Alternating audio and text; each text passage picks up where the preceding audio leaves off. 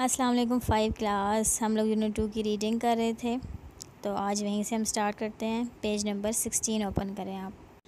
Keyboard की keys के बारे में हम पढ़ रहे थे, ठीक है, कि किस की का क्या फ़ंक्शन होता है। ठीक है, कुछ हमने पढ़ ली थी, तो आज हमने टैब की से स्टार्ट करना है कि टैब की किस लिए होती है। स्क्रीन पे जब आप कुछ टाइप कर रहे होते हैं, कोई टेक्स्ट आप लिख रहे हैं, ठीक है, तो आपका कर्सर मूव करने के लिए, ठीक है, आप इस जगह पे कुछ लिख रहे हैं, लाइन के स्टार्ट में आप कुछ लिख रहे हैं, आप थोड़ा आगे जाके लिखना चाहते हैं, ठीक है, आप टैब की को प्रेस करें, आपका कर्सर आगे चला जाएगा, ठीक है, या फिर स्पेस देने के लिए, ठीक है, आपने लेटर कोई लिखा, ठीक है, कोई भी आपने वर्ड लिखा, ठीक है, उसमें स्पेस दी आपने फिर, और आपने नेक्स्ट लेटर लिखा, ठीक है। तो बेसिकली इसका क्या पर्पज़ होता है, स्पेस देने के लिए या फिर कर्सर को मूव करने के लिए स्क्रीन के ऊपर।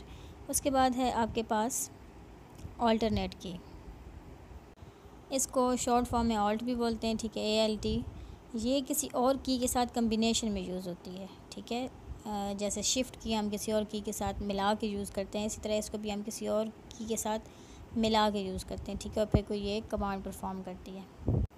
इसको फंक्शन कीज़ के साथ मोस्टली जो है वो कंबाइन किया जाता है। उसके बाद बैक स्पेस की है। बैक स्पेस की किस लिए होती है कि लेफ़्ट साइड से कर्सर के लेफ़्ट साइड पे जो भी कैरेक्टर है उसको रिमूव करने के लिए या डिलीट करने के लिए, ठीक है। कर्सर क्या होता है, एक ब्लिंकिंग इंडिकेटर होता है ना आपके सामने स्क्रीन पे जो ब्लिंक आ रहा होता है, एक छोटी सी लाइन, ठीक है, आप कुछ लिख रहे हैं, एंड पे वो होता है। अब आपने कोई चीज़ डिलीट करनी है, बैक स्पेस की आप जब प्रेस करेंगे तो कर्सर के लेफ़्ट साइड से एक एक करके कैरेक्टर डिलीट होना शुरू हो जाएंगे, ठीक है।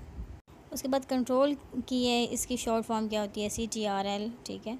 ये आप इसको ऐसे आपको नज़र आएगी ये कीबोर्ड पे।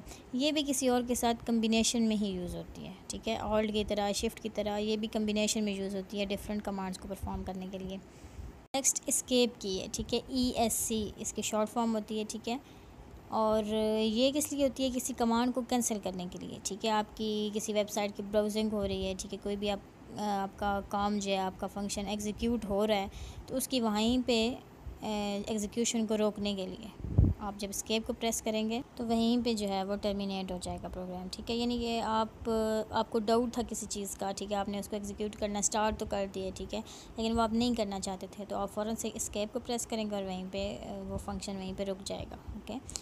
नीचे स्पेस बार है, ठीक है, एक जो सबसे बड़ी कीबोर्ड पे की होती है ना वो स्पेस बार ही होती है। ये दो वर्ड्स के, ये कैरेक्टर्स के दरमियान स्पेस देने के लिए यूज़ होती है, ठीक है।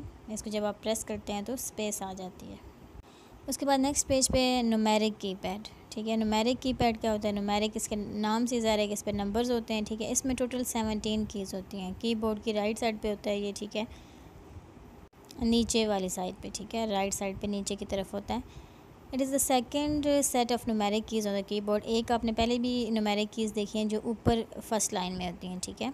एक ये अलग से होता है न्यूमेरिक कीपैड, इस पर भी नंबर्स होते हैं, वही 1 2 3 जो वहाँ कीज़ होती हैं वैसी कीज़ इधर भी होती हैं, ठीक है। ये किस पे बेस कर होता है, कैलकुलेटर के बटन्स पे, ठीक है।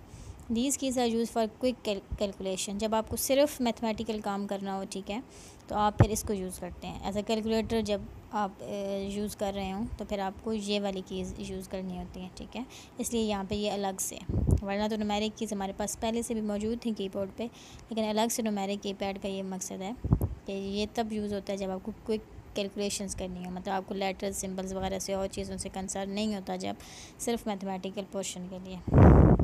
इसी पेज पे फिर नीचे कर्सर मूवमेंट कीज़ कौन सी होती हैं, जो स्क्रीन के ऊपर कर्सर को ऊपर नीचे या दाएं बाएं जो है वो मूव करने के लिए यूज़ होती हैं, वो कर्सर मूवमेंट कीज़ होती हैं, ठीक है।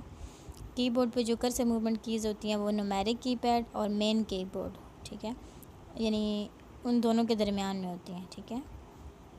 अब कितनी तरह की होती हैं, अप एरो की होती है, राइट एरो की, डाउन एरो की और लेफ़्ट एरो की, ठीक है, ये 4 होती हैं।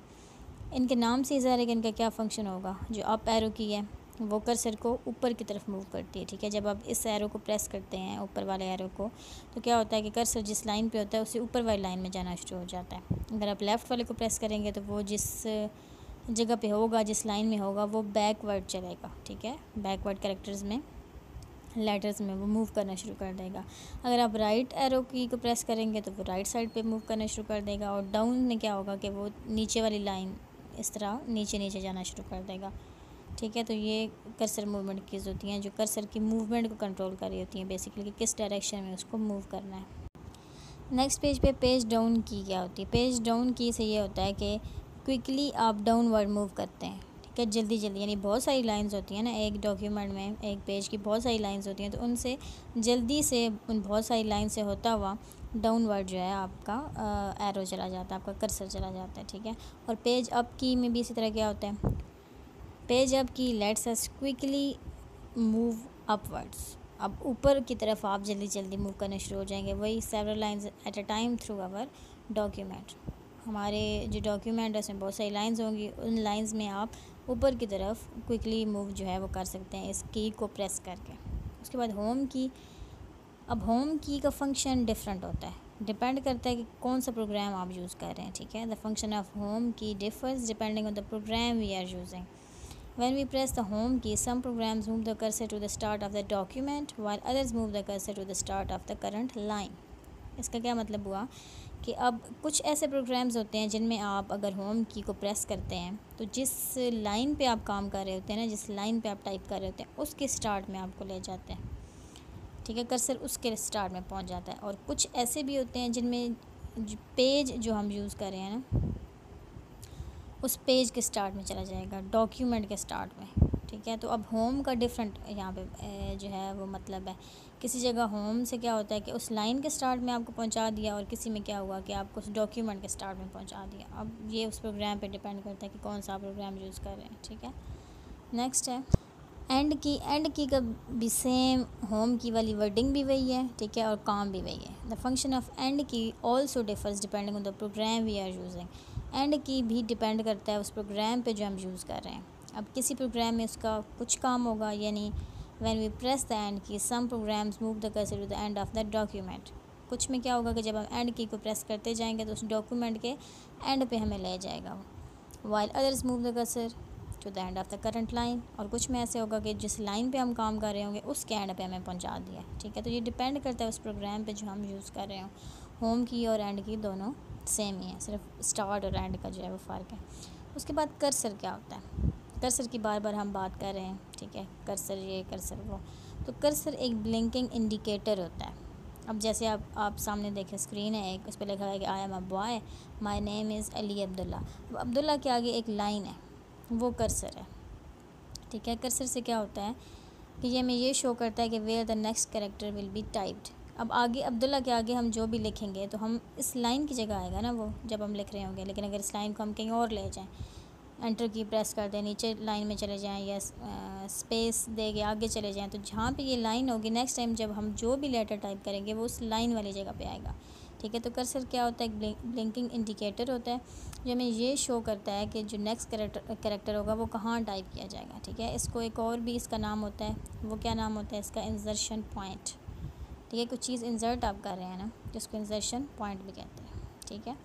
तो ये हमारे यूनिट 2 का फर्स्ट पार्ट था, ठीक है, जिसमें हमने कंप्यूटर डिवाइसेस के बारे में देखा है, और डिवाइसेस भी सारी हमने नहीं देखी, ठीक है। इनपुट डिवाइसेस हमने स्टार्ट किया था और सिर्फ हमने कीबोर्ड को ही अभी देखा और उसके कीज़ को ही हम अभी तक देख रहे थे, ठीक है। काफ़ी लेंथी था ये, ठीक है। कीबोर्ड की ज़्यादा सारी कीज़ को हमने डिस्कस किया है। तो फर्स्ट हमारा पार्ट यहाँ पे कंप्लीट हो गया। नेक्स्ट लेक्चर में इंशाल्लाह फर्स्ट पार्ट की हम एक्सरसाइज करेंगे, ठीक है। उसके बाद सेकंड पार्ट स्टार्ट करेंगे। अल्लाह हाफिज़।